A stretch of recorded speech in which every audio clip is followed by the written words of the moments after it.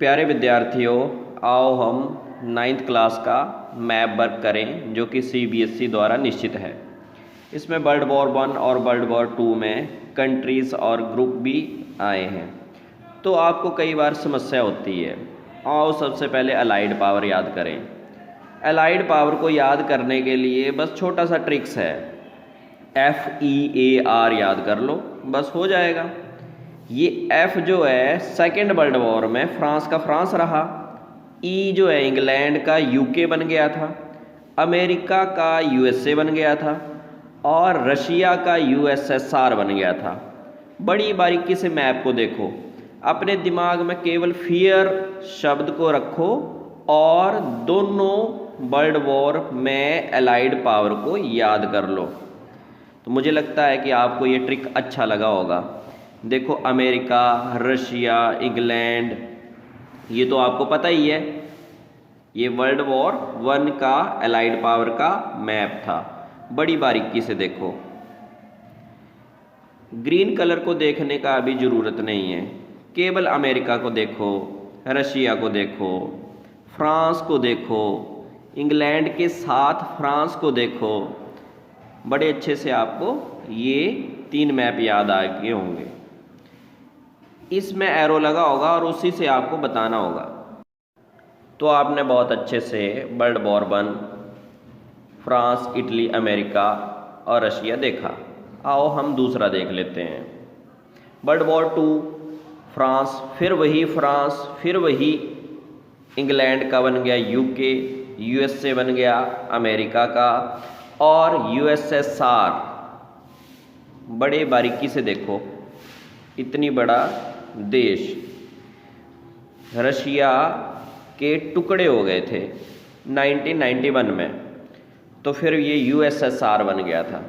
Ukraine, ये इसी Ukraine जैसे बहुत सारे देश थे। तो बड़ी बारीकी से देख लो इनको। अच्छा, एक छोटा सा मैप आपको और बताता हूँ मैं।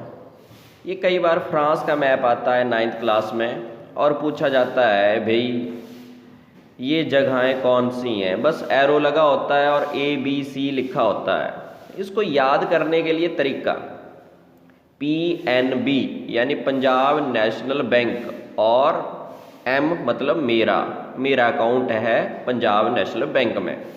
तो P से हो गया पेरिस, सबसे पहले P आएगा, दूसरे पे नैनीटीज आएगा, तीसरे पे बोड्रेक्स आएगा, चौथे पे मर्सले आएगा। अब पेपर में आपको कन्फ्यूज़न नहीं होएगी क्योंकि आपको पता है कि मैंने लिखना है PNB माई अकाउंट। तो P से पेरिस, N से नैनीटीज, बोड्रेक्स और मर्सलेज। स्पेलिंग भी अच्छे से देखनी है इसकी, और मुझे लगता है अब आपको कोई परेशानी नहीं होगी। बहुत अच्छे से आपको ये मैप याद हो गया होगा।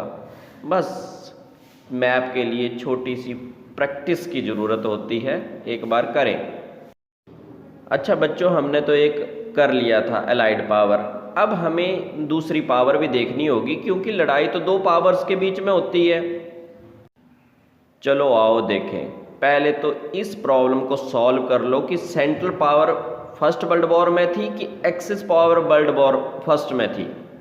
तो याद करने का छोटा सा ट्रिक, जैसे हम ABCD लिखते हैं तो पहले तो C आता है और बाद में X आता है। तो फर्स्ट वर्ल्ड वॉर में सेंट्रल पावर, C से सेंट्रल पावर, इसमें ऑस्ट्रिया, हंगरी, जर्मनी और तुर्की था। अब एक्सिस पावर X मतलब बाद में आया, तो एक्सिस पावर में जर्मनी, इटली, जापान। एक बार फिर ध्यान से सुन लो, ABCD लिखते हैं तो सबसे पहले आता है C और अल्फ़ाबेट में बाद में आता है X। तो सेंट्रल पावर पहले हुई, एक्सिस पावर बाद में हुई। ऑस्ट्रिया, हंगरी, जर्मनी, तुर्की। अब दूसरे तरफ से देखो, जर्मनी तो दोनों में है, दूसरे में जर्मनी, इटली, जापान। अब इसको याद भी करेंगे, ऐसे थोड़े छोड़ेंगे, हम ऐसे थोड़े छोड़ते हैं। मुझे पता है कि आप सोच रहे हैं कि जल्दी जल्दी हमें मैप दिख जाए और हम इसको याद कर लें। धैर्य रखो। आओ देखो, सबसे पहले सेंट्रल पावर की बात कर लेते हैं। देखो, आपको जर्मनी दिख रहा होगा, कहाँ? फ्रांस के साथ। देखो बड़ी बारीकी से ऐसे ही आपने भरना है। अच्छा आप बोल रहे हैं सर हमें ऑस्ट्रिया हंगरी तो दिख ही नहीं रहा है। भाई जर्मनी के पैरों में, जर्मनी के पैरों में दिख गया, वेरी गुड। चलो आप पूछ रहे होंगे सर टर्की कहाँ है? देखो मेडिटेरेनियन ओशन के ऊपर ऐसे लेटा सा ग्रीन कलर का कितना बड़ा टर्की। टर्की जब आ जाएगा तो आप बड़ी आसानी से भर दोगे, आपको मुश्किल नहीं आएगी, क्योंकि इस जगह पे एक एरो लगा होगा और लिखा होगा वर्ल्ड वॉर 1 में एक्सिस पावर। तो आप तो ऐसे 2 मिनट की बात है आपके लिए ये, ठीक है। बड़ी बारीकी से देखो। अच्छा जर्मनी देखा, वेरी गुड। फिर देखो टर्की को, ऑस्ट्रिया और हंगरी तो साथ में ही हैं। अच्छा मुझे लगता है याद हो गया होगा। चलो टाइम वेस्ट नहीं करते, दूसरे पे चलते हैं। एक्सिस पावर, एक्स मतलब लास्ट में आता है ABCD, लास्ट में तो सेकंड नंबर पर, second world war axis power Germany Italy Japan. अब बोलते हैं जी सर हमें याद नहीं हो रहा है। कई बार जी लिखते समय गलत कर देते हैं, कोई GI भी लिख देता है, कोई JI भी लिख देता है। तो भाई जी लिख दिया तो सेकंड वर्ल्ड वॉर में हम पहुंच गए, और किस में? एक्सिस पावर में। जैसे जी से जर्मनी, इटली, I से और जापान, जर्मनी इटली जापान। कितना आसान है याद करना। बस देखो एक्सिस पावर मतलब सेकंड वर्ल्ड वॉर, मतलब अलाइड पावर के दूसरे पक्ष में लड़ने वाली शक्तियां। अब आपसे पूछ ले कौन कौन लड़ा फर्स्ट वर्ल्ड वॉर में, तो आप बता देंगे ना बहुत अच्छे से। फिर भी एक बार जापान को देख लो, नहीं दिख रहा है। भाई चाइना के साथ देखो।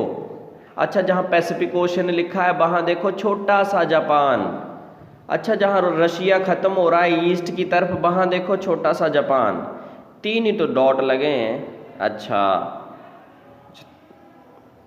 लग गया होगा आपको पता, वैसे आप बहुत इंटेलिजेंट हैं। यस आप बहुत इंटेलिजेंट हैं और प्रूव करने की कोई ज़रूरत नहीं है। तो चलो बताओ मुझे एक्सिस पावर में कौन कौन सी पावर थी? Very good.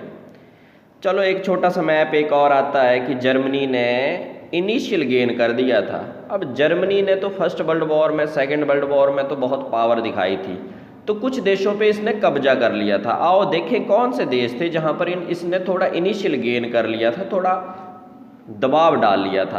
तो फ्रांस पे तो डाल दिया था।